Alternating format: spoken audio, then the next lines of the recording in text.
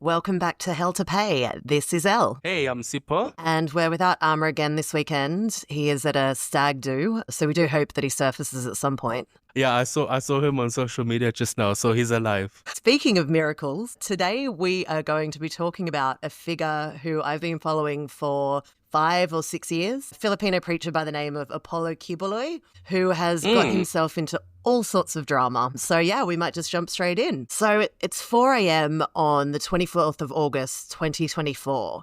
Shortly before dawn in Davao City, which is on the southern Filipino island of Mindanao. It's rainy season, humidity is already thick, motorbikes are buzzing, street vendors are setting up their stalls for the day. But there's a louder sound happening that day, which was 2,000 Filipino National Police arriving at the compound of a church called the Kingdom of Jesus Christ, or KOJC. They were there to serve an arrest warrant on its leader, Apollo Quiboloy, and 4 of his female associates. The warrant was for crimes that he committed in the Philippines, but also partly in response to an investigation brought by the FBI in the United States, where Quiboloy had a really significant following in California and Hawaii and other places with larger Filipino diasporas. The Dawn raid was a culmination of a situation that had been escalating since March of 2024, when Quiboloy had first refused to attend a Filipino Senate hearing and arrest warrants had been issued. His friend and key ally, and this will become important later on, Rodrigo Duterte, had already come out and publicly said for months, just get arrested, let the situation go to jail, drag out a long trial or something. As we'll discover, he's certainly not short of $1 to pay for a good legal defense. Yeah, just get arrested, it'll be fine. By the way, from the guy who's now at The Hague. Yeah, exactly. See how that played out. So yeah, Quiboloy initially takes this advice and he was arrested, but then he freaked out and went into hiding in this compound. And the compound's like no ordinary church. It's a school, like all good religious leaders that we've talked about have their own kind of academy thing, because they're great money spinners, mega church, and basically a community of people who lived inside this compound. And so then the next month, he released an audio recording saying that authorities would never catch him alive and that he was the victim of a plot from the United States and Filipino governments. So negotiations are ongoing for several months. And then in June, local authorities arrived at the compound to try and serve the arrest warrants again. And police asked him to surrender again, but it was of no avail. This is all culminates in this humid morning of August 24th, 2024. 2,000 police, they've set up roadblocks, start to launch this raid on the 42-room compound. So it's just a really huge area of land. And on the phone, they had a whistleblower from Minnesota who'd really helped the case get off the ground in the United States. She was a Filipino woman who was like really young and poor and had joined the church and worked her way up to quite a senior leadership position and then left because she realized just what this guy was up to. So she was trying to help the Filipino National Police from the United States. She was like guiding them through the compound and trying to say, where he might be hiding. And then at the same time, members of the church began gathering to defend Quiboloy. And that just totally scrambled the police operation because they now have got thousands of people like almost as human shields trying to stop them from arresting their pastor. So they did the raid while this compound is full of people. There were some people in there already, but a lot of people heard about what was happening and raced down there to defend him. Oh my God, okay. Yeah, so I mean, it's we're kind of almost starting to talk Waco levels here. If there are cops storming through and guns are pointing at you, and these people are like, we'll do anything to defend the dear leader. Yeah. And so, so police, couldn't find him. They set up camp and they're like, well, we're not leaving. We're bunkering down for the night. And more and more supporters are still arriving overnight, saying that the police were disrespecting their sacred grounds. They had to leave, which police refused to do, and then started, throwing tear gas and just trying to make the people evacuate. And needless to say, church members are, just keeling over left, right and centre, vomiting, crying in all sorts of agony. So it's a pretty horrific scene. Then things turn violent and people are wounded on both sides. The church itself said that 16 of its members were injured in the first battle. And there was also a guard in the watchtower who'd gone days without sleep. So they obviously had some sort of inkling that this raid was imminent. And he went into cardiac arrest and died. He was taken to hospital, Lord. But they couldn't revive him. Just like crazy levels of defending your guy.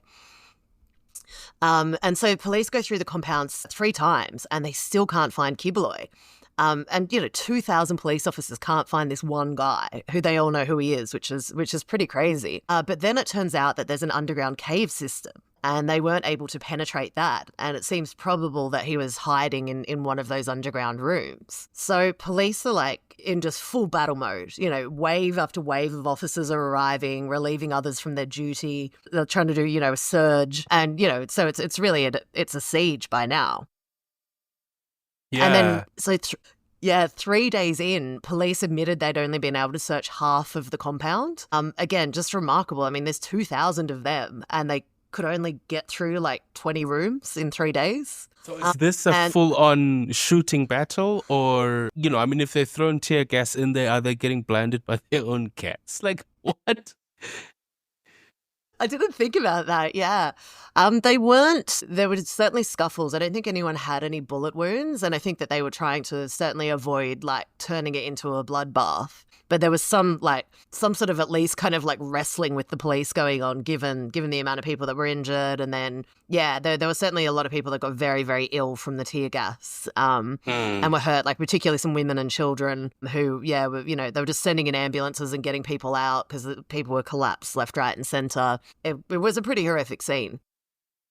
Yeah, I imagine. So the standoff continues for another 6 days, well, 6 days from when it first began. And it included, former President Rodrigo Duterte, who I mentioned earlier, his daughter Sara is now the vice president of the Philippines, and she turned up at a memorial for the guy who died, the Watchtower guy, and accused the government, did a kind of, doorstop out the front of the compound and said that the government was demonizing Quiboloy. Wow. So the next day, Sarah stays on for the 39th anniversary of the church's creation, and she even apologizes to supporters for having backed the president, Ferdinand Bongbong Marcos, who is, famously the son of the Marcos dynasty.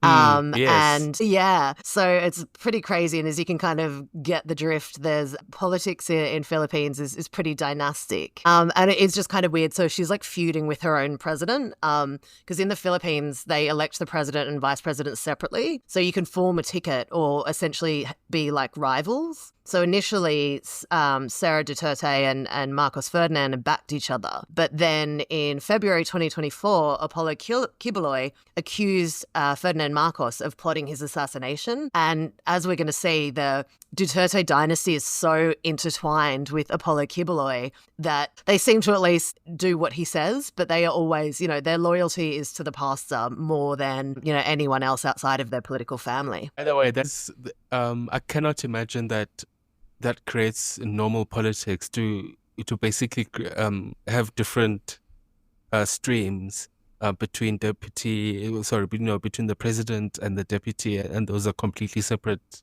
elections. I mean, theoretically, they could come from different parties, but it's Philippines. It's one or two families. I don't know a ton about Filipino politics. I have a feeling, so maybe Indonesia has something like that as well. So I'm not sure if it's just like the kind of political culture that's kind of grown up in Southeast Asia or what exactly has happened. But it doesn't seem particularly conducive to getting shit done. Yeah. So we're now 2 weeks into the siege on September the 3rd, and police have worked out that Quiboloy is hiding underground. And so they start, sending in the digging materials to just tunnel through his underground bunker. And Quiboloy freaks out, obviously, and the next day starts issuing demands.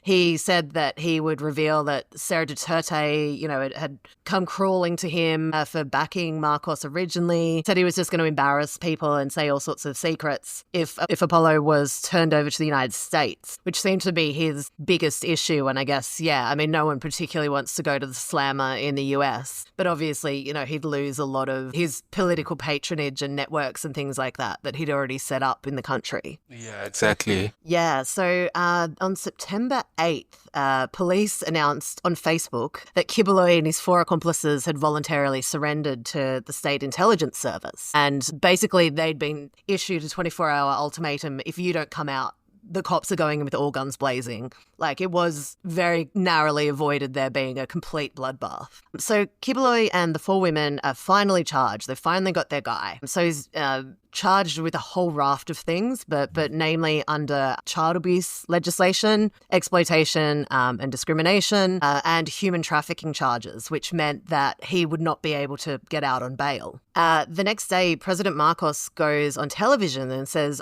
by the way, any guarantees that we made for his surrender, that was just kind of a misunderstanding of the legal process. We can't actually live up to our side of the bargain. And that's just a problem for the courts. And, they'll decide if he'll go to the US or not. That is extraordinary.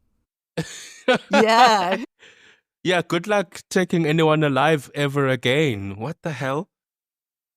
Exactly. It's just like, sorry, we misunderstood the legal process. It's like jailhouse lawyer kind of, oops, got that one wrong. Yeah, which is pretty wild because, considering how many people seemed fairly prepared to lay down their lives for Quiboloy, you could really risk, having some serious riots or something like that. And I mean, just the siege alone, all in all, they say there was over 100 people injured, which included 60 police officers, and at least 54 church members, and thankfully only the one death, which was the watchman who had stayed up for days on end, probably, with some assistance, one would imagine. So, who is this Filipino preacher? Why is the former president and the current vice president just running around answering to his commands? And, an island of 25 million people, why are thousands and thousands of people rushing to defend this guy with a pretty long string of pretty long and troubling criminal charges? And also, I mean, why did the Filipino government finally decide to arrest him after almost 4 decades of crimes? These accusations were pretty well known, which leads to a probable suggestion that the US had finally put a lot of pressure on them and said that, you got to snap this guy up right now. Yeah, that tends to be the deciding factor in so many of these things. When you go on the FBI wanted list, that changes everything. Yeah, the US can be fairly motivating, and I mean just what they do now with how they strong arm so many countries just around financial. If you sanction someone, they just completely fucks up their country, their access to banks and things like that. Yeah, I mean the US doesn't even really have to put its thumb on the scale that much. I think just the threat of what they might do is always apparent, especially to countries in the developing world and someone like the Philippines, which has such historical ties to America. Indeed. Yeah. Okay, so let's get into who Apollo is and why thousands of people were prepared to die for him. So he's born in 1950 in Davao City. His parents were from the main island of the Philippines where the capital Manila is.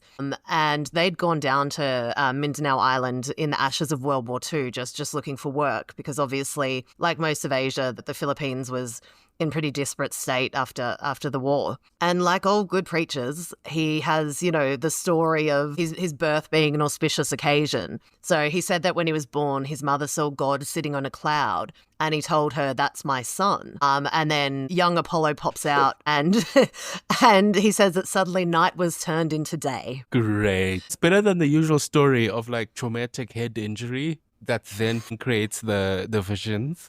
That's a very common one for these kind of preachers. Absolutely. I definitely want to do an episode one time on one of my just favorite moments in Christian history, which is John Nelson Darby. So the guy that basically invented the idea of the rapture and all of that, because it's not the, exact kind of end times theology is a fairly recent thing. It's pretty wishy-washy in the Bible. And he came up with all these ideas after being kicked in the head by a horse. There's actually a South African guy similar, if you can believe it, who also believes in the end of the world. Oh my gosh. And what's his name? I drew a blank.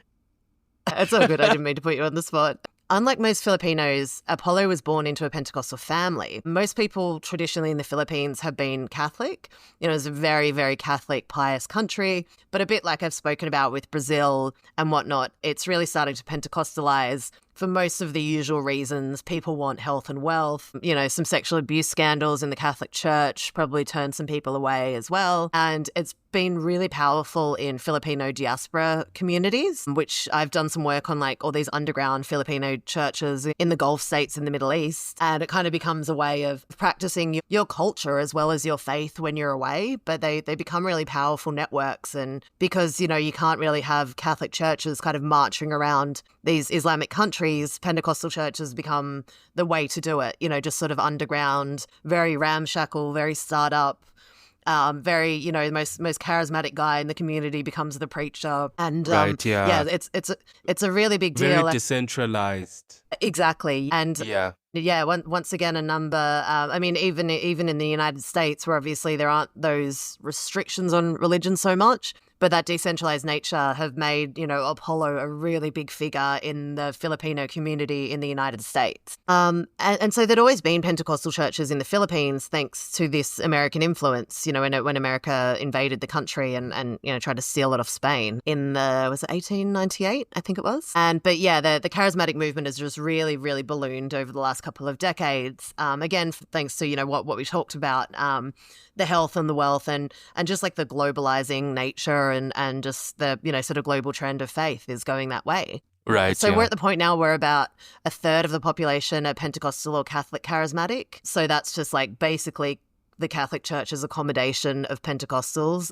because it is becoming so popular. So it's like you can keep your saints, but you do all of the faith healing and a bit of prosperity gospel and all the kind of direct involvement with the Holy Spirit that people seem to really, really enjoy and find meaningful. And it's basically, the Catholic Church just trying to stem the bleeding because they saw what happened in Brazil. They lost the most Catholic nation on earth in like 40 years to Pentecostalism, so they're trying to stop it from happening in the Philippines, which is why I was so convinced that the Filipino, the karaoke pope, was going to get the nod in the conclave. But they obviously went with the Yankee instead. So one thing that's important about Quiboloy's like particular belief system is that he was this like old school Pentecostal. So he was a oneness Pentecostal. And so that was like a very early sect brought over by American missionaries. And what makes them distinct and what we'll see later on with Apollo's personal theology is that they reject the idea of the Trinity. So there's no Father, Son, and the Holy Spirit. They just believe that there's one God, and that is Jesus Christ. So Apollo has his first prophecy at the age of 14. He sees the second coming of Jesus, the world's on fire, and then shortly afterwards, I think in his late teens, he goes to Bible college, and he became known as a preaching machine.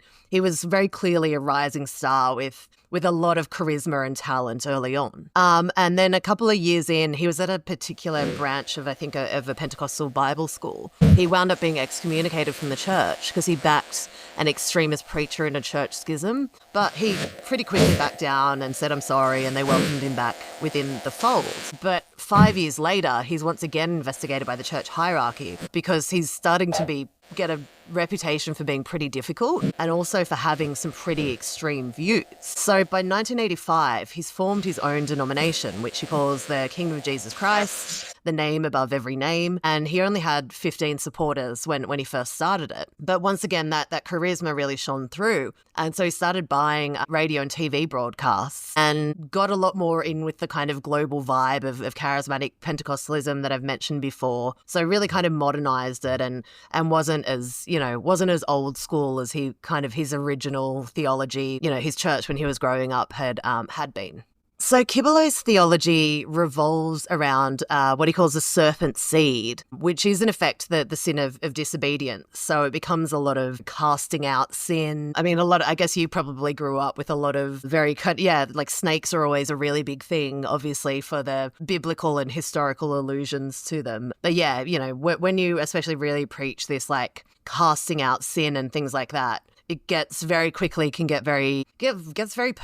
There's a lot of laying of hands, but there's also a lot of, you can see how, people start to invest a lot in a leader who is saying, that they can detect sin in a certain person or that they can, deliver people from sin. And you can pretty easily understand how this stuff devolves fairly quickly into becoming a cult. Yeah, completely. And also, does he claim that the power resides in himself? So he's not even pointing this forgiveness of sin to a higher power. It's all in him. Yeah, so what happens? He started, like, his theology is that God called on him to surrender his will to the Father.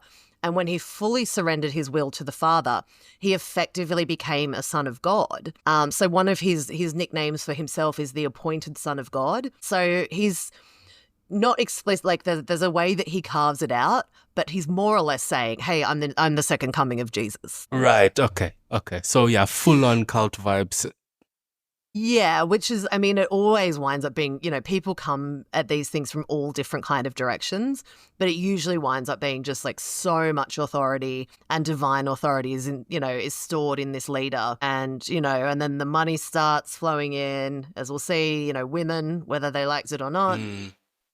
And yeah, it just kind of balloons from there. So yeah, so he wouldn't explicitly say that he's Jesus. So he'd say, oh, I'm not the begotten son of God. That's Jesus. I'm the appointed son of God. But, for a lot of people, and particularly people that might have the theological training or that might have come to the church from a different denomination or background, you can see how it's pretty slippery. And so, yeah, it's just all about saying, I'm just following in the footsteps of Christ. And yeah, effectively saying I'm a divine being, a kind of modern living Jesus, but not exactly, therefore, obviously with his background in oneness Pentecostalism, he's also saying I'm kind of God. Yeah. I guess just trying to understand the appeal, because, I can imagine a lot of people right now are thinking, why the fuck are people like getting on board with this stuff, especially, a very, very devout country where, people take their Bible and their theological traditions and things like that pretty seriously. And, once again, I think it just comes down to that he's such a highly charismatic personality. I spoke to the woman who I mentioned initially had been on the phone in Minnesota. And helping the police try to capture him. I was saying, what is it about him that drew you in? And she said, yeah, he was like just so charismatic and really eloquent, and a very, very gifted and clever orator, and just had a way of really captivating people with his words. And then also, just once again, the Pentecostalizing nature, people have, sort of colloquially call it doing the stuff, which is saying, oh, you don't just pray to God, you'll lay hands on someone and make stuff happen. So it's a much more like religion on demand. And that has a lot of appeal, especially to very poor people in somewhere like the Philippines. It kind of gives you all your stuff that your traditional Catholicism had given you, but then you get to be more active and like experiential in the Holy Spirit. And that's something that becomes really, really meaningful to people. Yeah, that's very interesting. And I guess it also echoes the previous episode where we touched on the culty lady in Brazil, where Pentecostalism has moved into Brazil in a big way, replacing Catholicism, which is seen as, dour and aesthetic. And Pentecostalism has that like startup energy, I think you said. It's very interesting. Yeah, it really does. I mean, just spent, because I wrote a book on the global Pentecostal movement, so that's why I bang on about this stuff a lot. But yeah, I do find it going into a beautiful Catholic cathedral. I find that very enchanting. I don't really get the kind of, the ramshackle kind of startup spirituality that a lot of these churches have. But once again, I'm not really the target audience. And I suppose that people find the energy. People find them a lot more energetic and inspiring. And yeah. And once again, I mean, as we talked about in our last episode about South Africa, Quiboloy, as he became more and more successful and, he's got his successful TV program, his success becomes aspirational to his followers. And, the compound was, I think there were a lot of heavy allusions to, the Garden of Eden. It was, a beautiful paradise. And his whole life is, if you just follow him, you can have the private jets and the harem of women and all the lovely things and the, beautiful compound and the television show. If you just surrender all to him and join his movement. So needless to say that Quiboloy is starting to develop a messiah complex, in case people were... You don't say. And then he starts doing the stuff that's making him really famous in the sort of 90s and 2000s. So he claimed that he was the owner of the universe. He had an early follower get up and give testimony that he witnessed Apollo being visited by the Apostle Paul and congratulated personally by Paul for his good work. And Paul kept taking Apollo up on trips to heaven with him. Apollo also claims to have personally defeated Lucifer, and in 2005 just came straight out and said that he is Christ on earth. And so I mentioned he starts gaining this real following with his sort of media empire and in diaspora communities. He said he had followers in 200 countries. I don't even know if there are 200 recognized countries. But yeah, Hawaii Right, and California, he was very popular. And probably in the Gulf states as well. And yeah, just anywhere where there was Filipino diaspora communities, he was really thriving. And then, probably even more famously, in 2019, there was quite a big 6.6 magnitude earthquake in the southern Philippines, which killed 8 people and injured hundreds more. And Quiboloy said that he yelled at it for the earthquake to stop, and it did. And so then he started telling people that you should thank me for stopping the earthquake, otherwise you'd be dead. That is absolutely incredible. Wasn't there several such claims around the Indian Ocean tsunami back in the day? It was quite ripe ground for these kind of like apocalyptic type pastors on the one hand. So the church that I grew up in, it was a very, this is the end of the world kind of an event. So you have that happening roughly the same time you have the Iraq war happening. So all these things hitting at the same time kind of gave all these people permission to say that the world was coming to an end.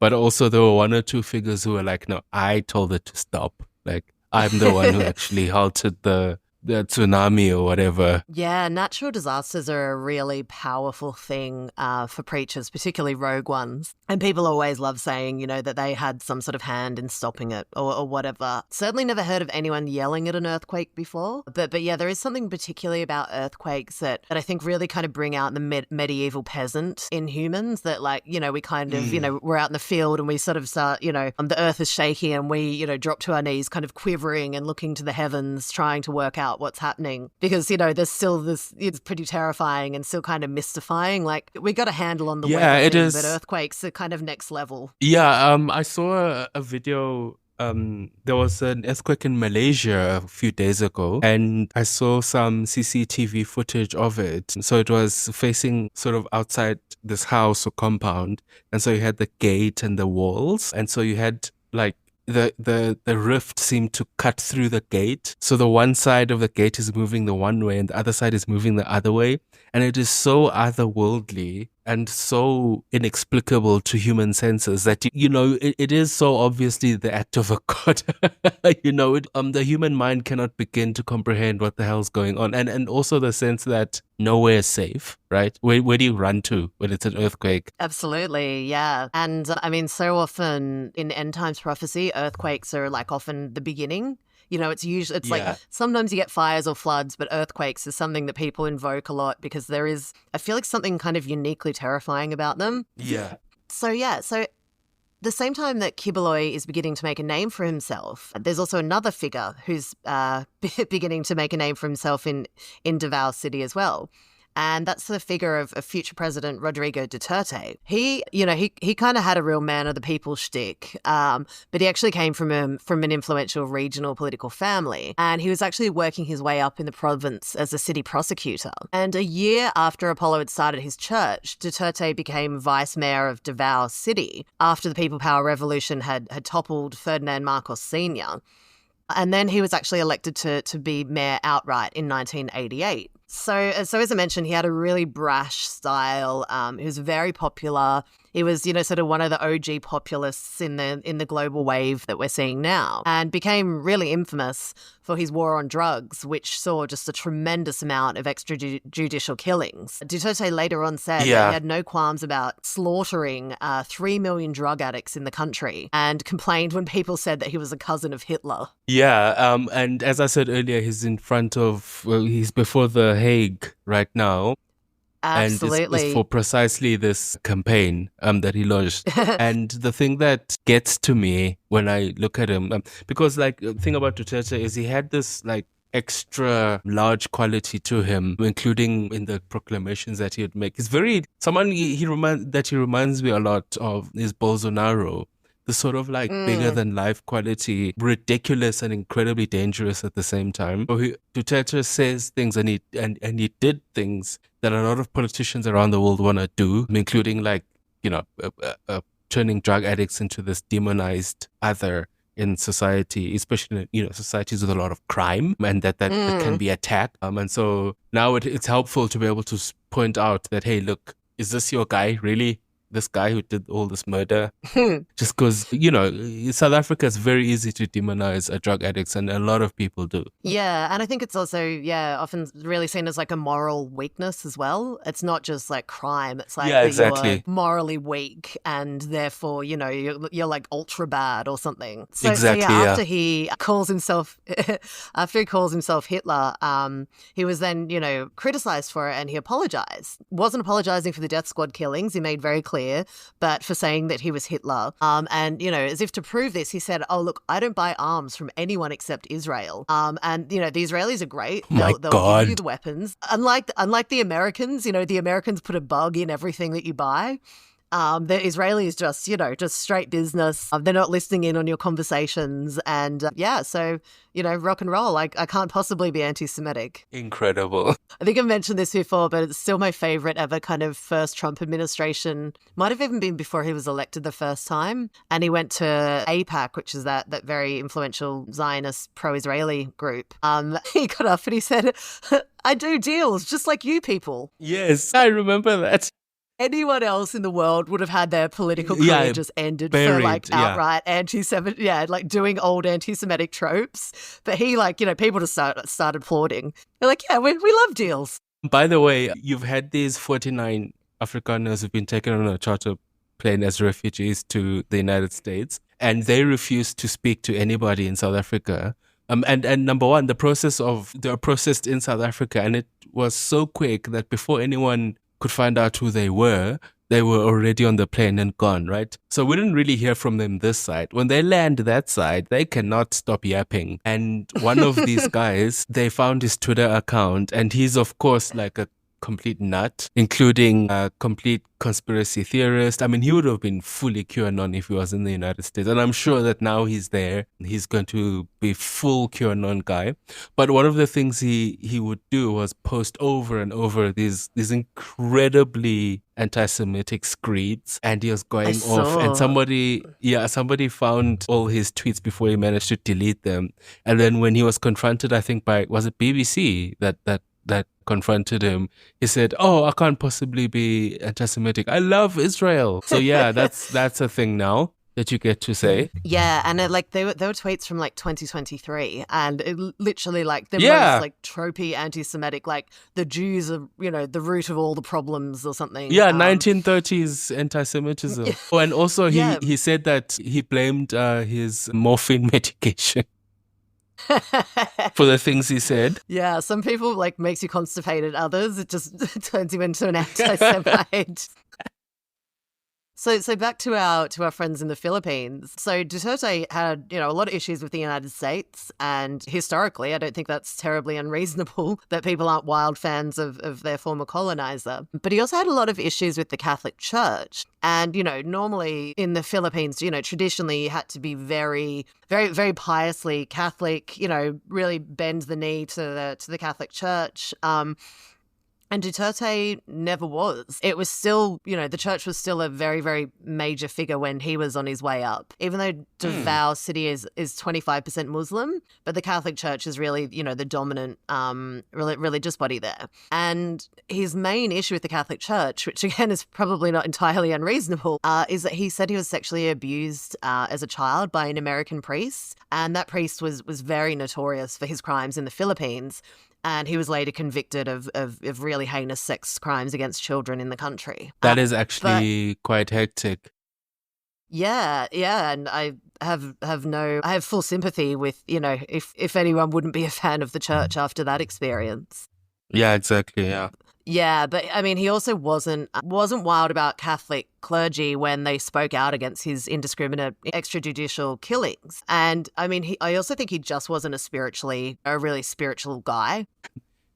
This new wave of populists that we have now, so, Trump in America, Duterte, Bolsonaro in Brazil, Milei in Argentina, and so on, who will have the trappings of, because right populism is supposed to come with religion in the package. And so they'll sort of nod towards it or whatever, but you can tell that their hearts are not in it whatsoever, that they could take it or leave it, actually. And it's actually more of a burden to them to pretend to be religious. It's actually really interesting. Yeah, very much so. I mean, yeah, like once again, I feel like as all we bloody do is talk about Trump, but yeah, he's so clearly not a religious person. Yeah. But I mean, one of the things that religious people have really liked about him, especially evangelical Christians, is that he'll do their bidding. He's not constrained by their morality. So he'll just go out and do, whatever they're keen on at the time, and just doesn't really care. And I mean, Duterte, probably my favorite quote about him was that God was stupid for permitting the serpent to tempt Eve in the Bible story of creation. Which is funny because normally, like, he seems like the kind of guy who would definitely be right. Like, you get a lot of, like, church misogyny for being like, well, right, yeah. It was Eve, it was her fault. But yeah, he there was an absolute layup if he wanted to take misogyny route, but he went straight for the big fella. That is actually genuinely hilarious. I'm going to try that line on some people I know who would not enjoy it at all. I mean, I just want to yell at the earthquake. That sounds like tremendous fun as well. So yeah, Quiboloy and Duterte sort of came together because they were both on the rise, in the same city at the same time, and clearly had a lot of common cause, and were just, had that kind of populist kind of mentality, I suppose. And, they both probably would have succeeded without each other, but they really benefited from their close relationship. And, as we saw earlier, with the siege, they're obviously still very close and in close contact. But yeah, their relationship was obviously very much one of convenience and one of similarities, I suppose, in substance and style. They were two guys really breaking out of the kind of traditional bounds in their respective fields, and they were doing things in a kind of new and titillating way. So after being mayor, Duterte goes into Congress and is becoming something of a rising political star. And I mean, even as before Duterte was running for president in 2016, he was getting all sorts of questions about his relationship with Apollo. Apollo was always sending him lavish gifts. He was letting him letting Duterte use his private jet during the political campaign, which was pretty wild. Wow. Duterte once even said that Apollo doesn't have other friends. I'm the only friend he can really trust. So it's like, yeah, this guy's a loser, but I'll use his aeroplane. So yeah, so Duterte's elected as president from 2016 to 2022. I believe they're term limited in the Philippines now after Marcos. And yeah, he was widely seen as part of that populist wave that we're still very much kind of seeing at the moment. He was around the same time as Orban, Bolsonaro, Trump, very, very vulgar, very popularist, very, using religion in a kind of disciplining way without being super spiritual themselves. And we've all of these guys, we've spoken a lot about it. Trump has his Paula White Cane, Bolsonaro has his Ajia Macedo, and Duterte was very much seen as having his Apollo Quiboloy. But then at the same time, I mean, his politics were not as like necessarily all of those other figures, in that, once again, I mean, he just seemed to have a fairly anti-US outlook, which is fairly understandable. Yeah. So foreign policy, he got quite close to China, and importantly, he withdrew from the International Criminal Court in 2019, which, is going to be interesting because guess where he is now? Yeah.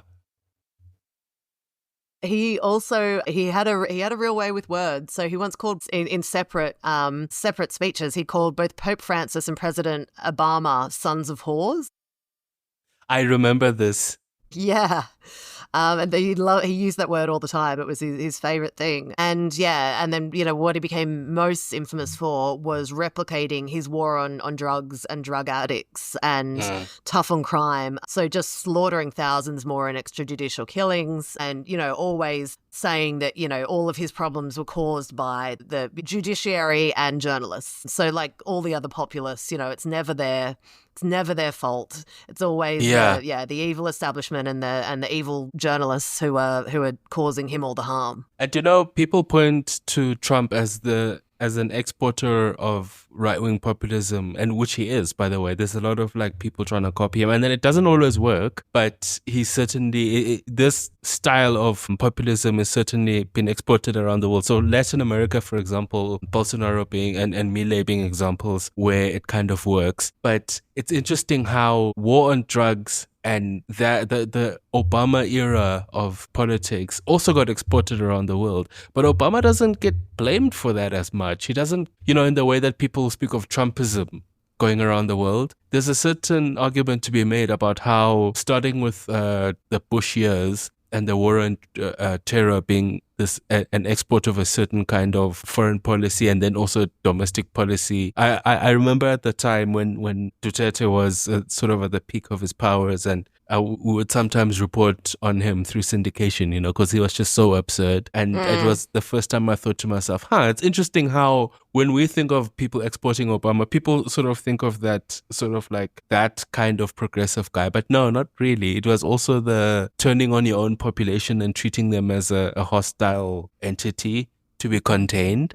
Yeah, that's a really good point. And yeah, we're seeing so much in America now, like the war on terror has come home. Like the front lines are in a massive way, yeah. Yeah, very much so. And I think, that is a fairly inevitable outcome of these sorts of politics. So everyone's thinking at the end of Duterte's term in presidency in 2022 that he was going to go full dictator. And it was actually kind of surprising that he just peacefully left the presidency when he was supposed to.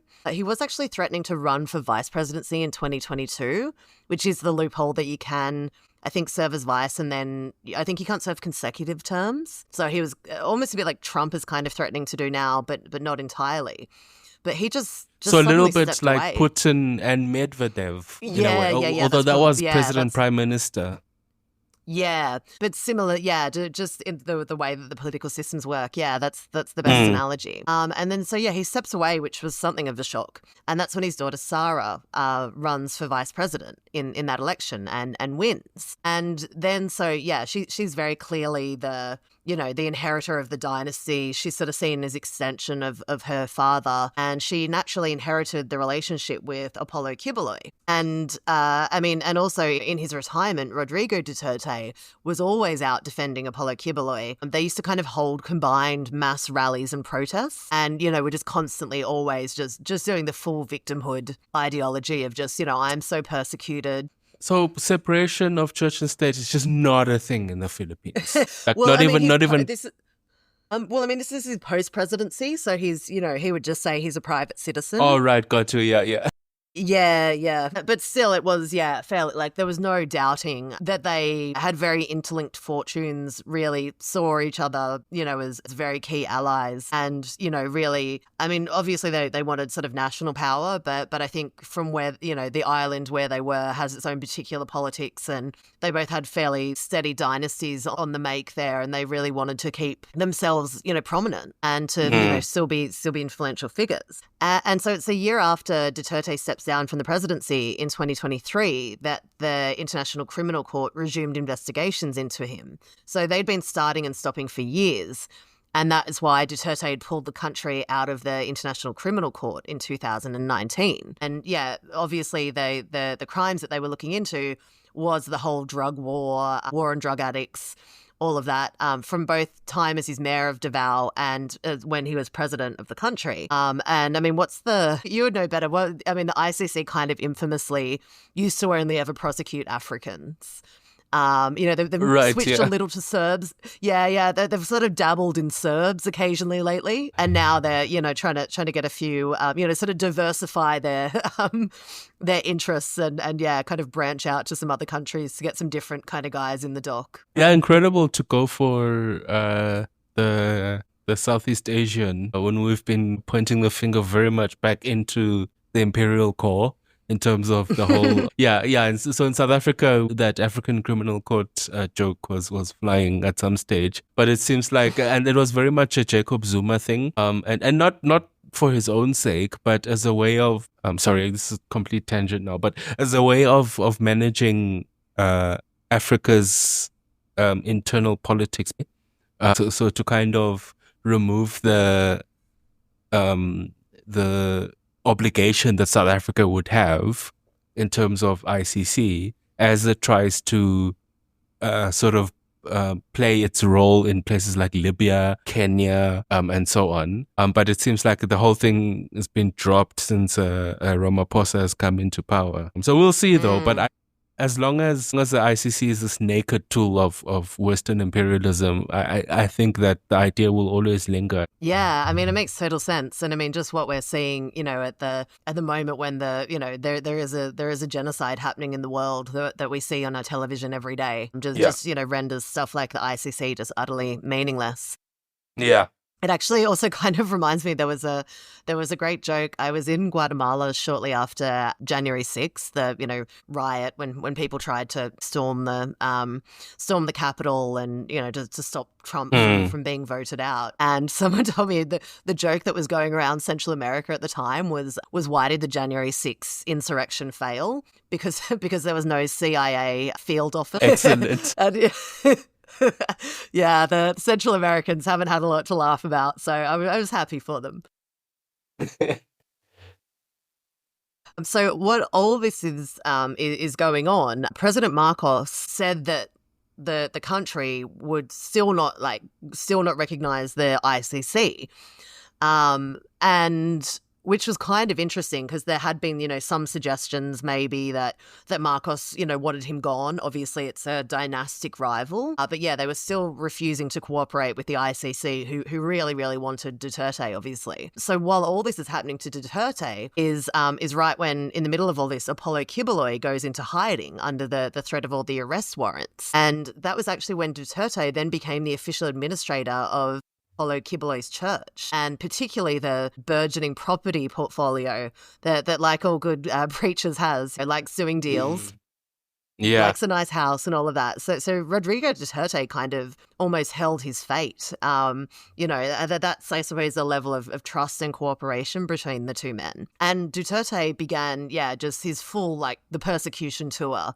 He's holding rallies inside and outside of the country, calling all the ICC investigators sons of whores. It's his go-to slur. Yeah. And once again, he was really appealing to the really substantial Filipino diaspora. So he was actually arrested in March this year. He'd been at a rally for Filipino people in Hong Kong. And when he returned back, there was an Interpol warrant issued on behalf of the ICC for crimes against humanity. And he is actually the first Asian that's ever been indicted by the ICC. And interestingly, after years of just, slinging mud at the Catholic Church said that it was a very wonderful thing, and they fully supported his arrest. But curiously, one thing that's still hanging over the Duterte charges was that it certainly came when there was a lot of tension between the Marcos and Duterte families. So there's been a lot of rumors, I couldn't find anything definitive, but there seems to be some suggestions that perhaps it was, a convenient way to sideline a political opponent. Although interestingly, at the same time, there was also this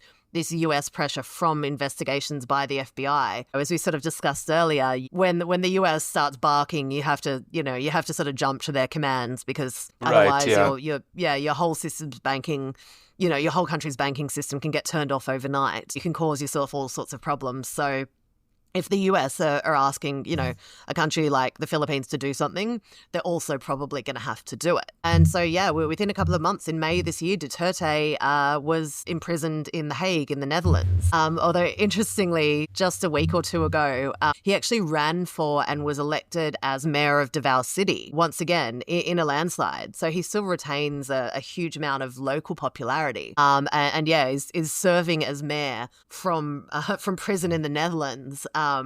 So again, it was a bit of a dodgy kind of family deal where, you know, a lot of people know, people kind of know the score. So his youngest son, Sebastian, had been the incumbent mayor and he's now the vice Right, mayor. yeah. So he's doing all of the, you know, his dad's day-to-day stuff. And his elder son, Paolo, was elected as a member of the House of Representatives. Two of Duterte's grandsons are now in local offices. So they're really just trying to fortify the family political dynasty, particularly down in Davao City, but also, you know, on the national stage with his daughter Sarah and with getting some of the kids into the House of Representatives. So his children, his daughter and his grandchildren are all now in political power, in serious political power. Yeah, all of his children and two of his grandsons. I'm not sure how many he has. That's incredible. Yeah, I mean, I think that there is like a real history in the region of dynastic politics, but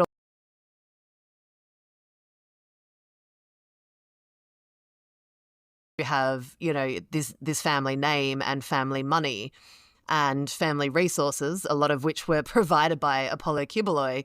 I mean, not to mention being able to use his pulpit and preach to his people. It's a pretty big head start. And obviously, yeah, you know, it served the family extraordinarily well. So this all brings us back to our old friend Apollo Quiboloy. So while Duterte was riding high in the Philippines, Quiboloy was expanding his global empire with that huge diaspora in California and Hawaii and also all over Asia and indeed the world. And he was, as his kind of megalomania was growing, so was his greed. And so he was always, you know, asking for more and more donations to his church and becoming more and more interested in the young women in his church, which he effectively, you know, had a harem of young women who were you know, catering to all of his needs and desires. So just as an example, I mean, one young woman in Singapore said that she and other domestic workers were pressured by Quiboloy to tithe 90% of their income to the church. God, 90%? Yeah. Of a domestic worker's income. Yeah, and you know, they're not. I mean, talk about they're not taking going to the be piss. super. Yeah, they're not going to be super highly paid, and then particularly in these diaspora communities, because you know you kind of bring friends along. It's where you can practice your traditional culture as well as your faith. They're often very important, like in the Gulf states I mentioned earlier. You know, if someone's being like really, you know, domestic workers particularly, you know, so frequently are abused by their bosses. And, you know, going to your church is, you know, where you can find a support network or you know, help if you really need to get out. And so, yeah, he was just growing his church more and more, turning it more and more into a cult operation. Arlene Stone, the woman I mentioned earlier, who had once been a high-ranking member of the church and who now lives in the United States, I mean, she says straight up it's a cult. It's, you know, has all of the, you know, started as a church but has all the hallmarks of a complete cult in that just worship of the leader, giving over all of your possessions, just making people do extreme things and then abusing his personal power.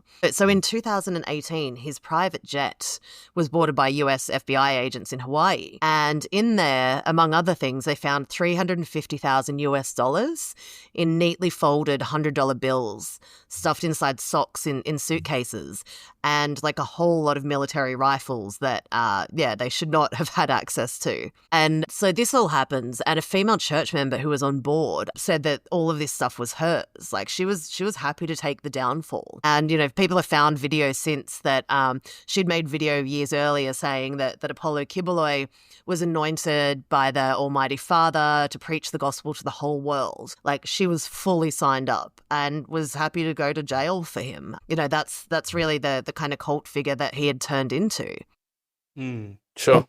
And so in 2021, he's indicted by a California court for conspiracy to conduct human and sex trafficking, as well as money laundering and immigration fraud and a few other things. So what the FBI accused him of was running a labor trafficking scheme that brought church members to the United States using fraudulently obtained visas. Usually it was like a marriage scam. There was all sorts of labor abuses then that often came with that. And of course, these people were, you know, often very grateful to the church for, you know, being able to move to the US or whatever. And then were just so tied in with this community that they were then, you know, pressured to give free labor labor, to give free sex, to give over all of their possessions to Quiboloy's like ever-mounting personal wealth. He would also force members to solicit donations for bogus charities, and all of this was going, you know, straight into funding his lavish lifestyle of Quiboloy and you know, a small group of leaders, which included the 4 women that he was arrested with. The sex trafficking, of course, was for his own personal gratification. It wasn't, you know, some big kind of sex cult. He was just taking advantage of women who were in his church or his cult from all around the world. And he had as I mentioned before, sort of a harem of female personal assistants, which he called pastorals, and they were expected to have sex with him whenever he wanted it. And so God. yeah, That makes them sound like livestock. 7-year-old. Yeah, pretty much. I mean, that's obviously how he saw, you know, he saw himself as a divine being. So he's already over and above, you know, mere humans. And, you know, for like 40 years, people had, you know, no one ever said no to him. Do you know what I mean? He just kept growing and growing, and his megalomania, his bank balance, his sexual appetite just seemed to keep growing and growing because no one ever said no to him. And yeah, like former members, you know, whistleblowers like Arlene Stone, who I mentioned, all just say straight up that this is a cult. Unfortunately, her sister is still stuck in there in the Philippines, and Quiboloy was using her sister to speak out against her on social media and YouTube to like try and shame her or stop her from giving over so much of the information that she gave to the FBI, which eventually led to his arrests. And, you know, it's undoubtedly why the Filipino Senate then had to step in. There was a very courageous female investigations, and there was definitely, you know, as so often is the case, there was a lot of you know, old men in the Filipino, you know, political scene who didn't really want to deal with this, but she was sort of very pioneering and really led the investigations. And yeah, it was really like quite a courageous group of small group of women who came forward and said, you know, we can't let this guy keep doing this anymore. And that's what's seen Quiboloy wind up in the dock in Manila facing these charges, maybe getting extradited to the US to face charges there as well. And then obviously, yeah, his old friend Duterte has sort of had a similar kind of downfall at the same time. And he looks fairly set that he'll be spending his last few years in the Netherlands. Incredible. I mean, to think that he largely would have gotten away with this had he just stayed out of the USA, basically.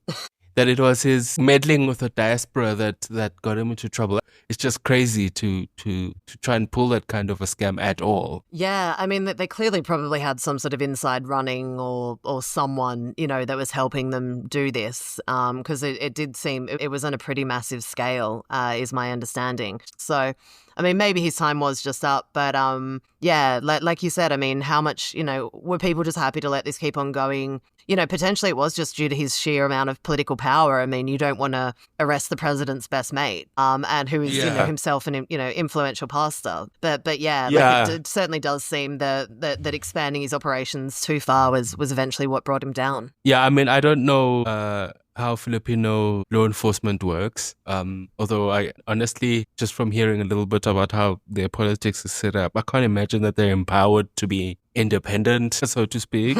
But yeah, man, he certainly acted as if he was untouchable. Nobody has a compound with a harem in it and think that they're not untouchable, including, by the way, our former president, who has a compound with a harem in it. And has Jacob also Zuma. been in and out of jail. Yeah. Okay, well, thanks everyone for listening to Hell to Pay. We'll be back next week. In the meantime, if you'd like to leave us a star rating or a review, tell your friends, sign up to our Substack, the whole lot. And thanks for joining us, and we'll see you next week. Awesome.